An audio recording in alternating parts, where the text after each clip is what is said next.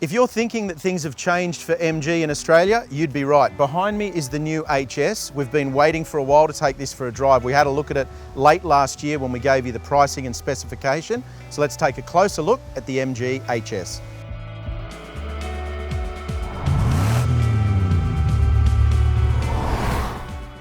The MG HS will be launching in Australia priced from $39.90 drive away for the price-leading Vibe variant, while the range-topping Excite will be priced from $33,990 drive away.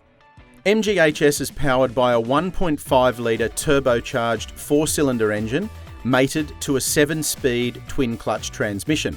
At launch, we had the chance to do an extensive road drive and take in some of the typical rural roads you'll find in country Australia. The ride is solid, it's insulated, and that's a big factor. It's really well insulated, but it handles well too. And the only real letdown across the whole package is the engine, which feels a little underpowered for such a large SUV. It gets the job done and it's reasonably efficient, but 1.5 litres doesn't seem big enough for an SUV of this size. However, the rest of the drive experience, the ride, the handling, the braking, the steering, feels really, really solid, and it certainly feels like it's a step above where the pricing sits the HS in the market. Crucial safety assistance systems have been included on the HS, and the headline act is MG Pilot, which is standard across both variants.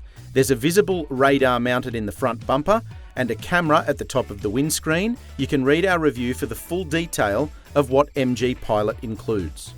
The HS is well equipped and specified across both models, and the entry level certainly doesn't feel like it's missing out on anything. However, if you step up to the Excite, you get everything you'd need for that sharp drive-away price. I reckon it's here inside the cabin that you'll notice the biggest step forward for the MG HS. I think that the feeling of premium is well beyond the price tag because these are very sharply priced. The gear that they've given you is really good. You get a massive screen in the middle here, but it works. You get Apple CarPlay, we've tested that. It works really well. The controls, the switch gear, the fit, the finish, the seat trim, the carpets, all those little things, they all add up to quite a premium cabin. And I think if you're shopping on a budget, you're going to feel like you've spent more money than you actually have, which is a good thing. So if you're looking in this segment for a competitively priced SUV, the HS is going to tick that box. However, the biggest thing that I'm really impressed with inside the cabin that we noticed after our launch drive, and we've done a fairly long drive up to this point, is how quiet and insulated the cabin is. Spoke about the quality of the fit and finish, but you thud that door closed, you don't get any wind noise, you don't get any road noise. It's particularly quiet and insulated, great for family road trips when you're speaking to your passengers. I think it makes a big difference, and I think if you're looking for a competitive SUV in this segment, that might tip you over the line. But I think the HS in the cabin, really well put together.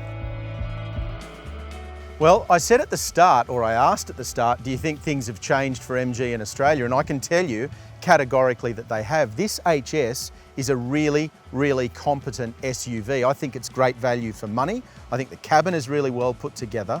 It's well specified, so it makes sense if you're cross-shopping it with other SUVs, and I think the drive is pretty good as well. It's not the most powerful vehicle in the class by any means, but it drives really well. Let us know what you think in the comments section below, and of course we'll test this more extensively when we get it into the Car Advice Garage. In the meantime, follow us on Instagram and Facebook and click subscribe. Stay tuned to caradvice.com for more details.